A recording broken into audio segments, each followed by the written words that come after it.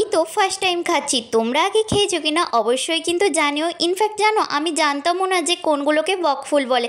হঠাৎ বিকেলে বান্ধবীর সাথে ঘুরতে বেরিয়ে বান্ধবী বলে, আরে এগুলো তো বকফুল, বড়া বানিয়ে খাই, দারুণ খেতে লাগে। তো আমিও ভাবলাম একবার ট্রাই করে দেখি কেমন খেতে লাগে। বকফুলগুলো সব নিয়ে নিয়েছি।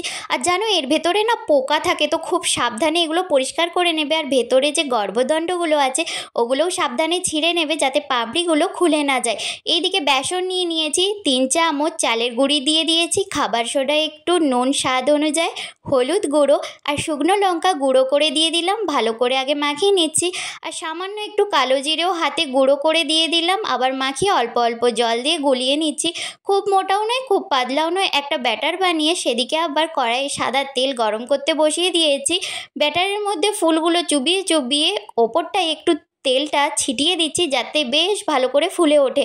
চালের গুঁড়িটা দিতে বেশ সুন্দর ক্রিস্পি হয়ে ফুলে উঠেছে, দারুণ খেতে লাগছে। ফার্স্টবার খেয়েই তো আমি পুরো একদম ফিদা হয়ে গিয়েছি।